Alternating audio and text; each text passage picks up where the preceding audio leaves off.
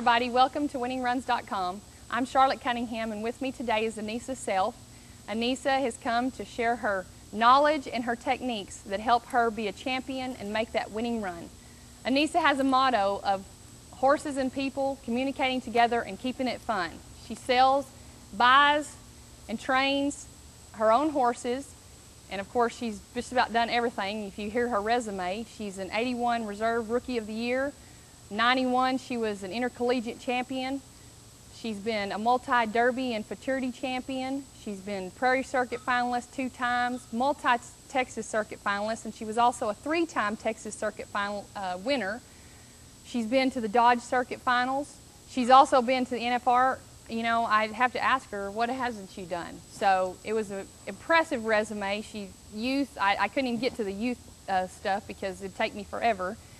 She also has champions in her family.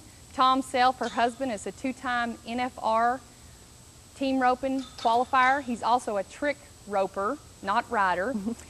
And her son, TJ, is a baseball player and a football player, as well as he does golf, and he's awesome in school. Marva Beavers, her mother, trains a few barrel horses, or trained a few barrel horses. That's where you got most of your knowledge from. And so today, Annesa is going to come to show us how she puts a solid foundation on a horse, how she communicates with her horse, and keeping it fun. She's going to show us a lot about turning techniques. And then she's going to talk about how she prepares her horse on game day, and which is very important to us all, and I have a lot of questions about that. And then she's going to talk about a few other things that kind of helps keep her going and on the road. She's brought a couple of horses here to show us, from colts to older horses that she's been running. Annesa, we appreciate you coming on and helping us, and we'll see what happens. Annesa, you're going to talk about putting a solid foundation on your horses. So you brought a new horse that I haven't seen before, so tell me what this horse is and how he's bred and what you're riding with and all the good stuff. Okay, he's a 3-year-old, and I got him in the first year, and his name's Rare 7.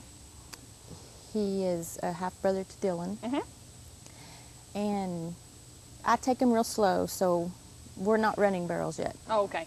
So I just start with the solid foundation of the stop, turn, cues, the back up, stop, and what are you riding with right now? This is a homemade bit. Oh, really? Well, actually, I found the bit and I liked it, and I made my own little headstall. It's kind of a nylon piece. What's the mouthpiece in it? It's a twisted wire, and I ride him with this. I ride him with a dog bone. I kind of change him around to see what they're comfortable with, because some horses don't like a twisted mouthpiece. Yeah. You know, there might be too much on their mouth. So I have a lot of smooth mouthpiece bits that I like to ride. Now, I do have to say this because your husband said this, and he might kill me for saying this. He says you go slow. I do really go slow. Really believe in going very slow with the horse. You know, and there's nothing wrong with that, but tell me your philosophy on going slow so the viewers can understand. I learned, when I went to college, I got a degree in education. And teaching school, you learn that there's some kids that catch on faster than there are with other kids, and it's the same way with horses.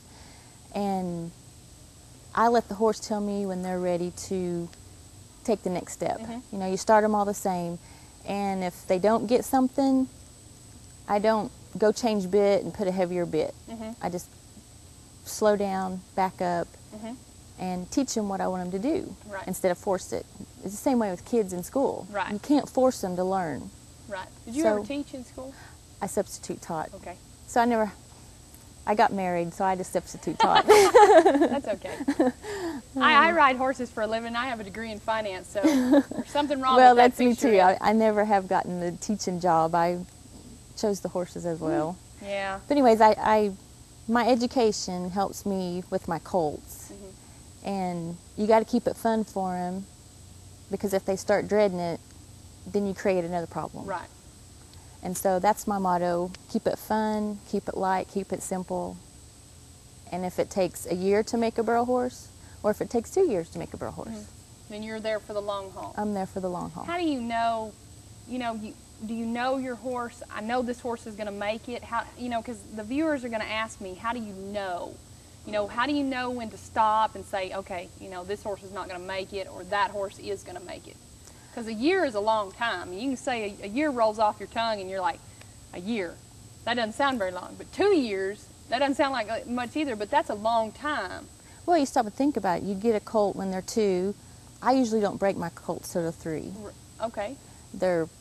First their 3-year-old year. You ride them when they're 3 off and on, and then you have the 4-year-old futurities now. Right. Which I've only taken one 4-year-old to the futurities because I do take it so slow with them. Right. So I was all for the 5-year-old futurities. Right. So I don't know. I just don't like to rush them. I let them tell me when they're ready to take that next step. Okay. Now we went to the right. I'm going to show you to the left. I go both ways on my colts, unless they're having trouble going one way or the other. And horses are just like people. Some of them are left-handed, some people are right-handed. Horses are the same way. And the way I'd be able to tell that is if you just lope in a straight line, whatever lead that horse picks up is what hand he rights with, I guess you could say. So this horse, he likes the left lead. I have several that like the right lead.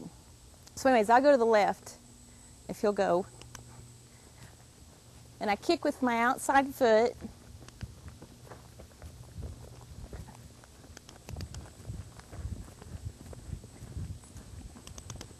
His little feet are so tender, he won't hardly go.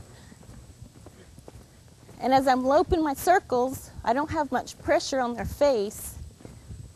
I keep bumping his, you know, if he gets to looking around, I bump his face on the left side to keep his head turned in.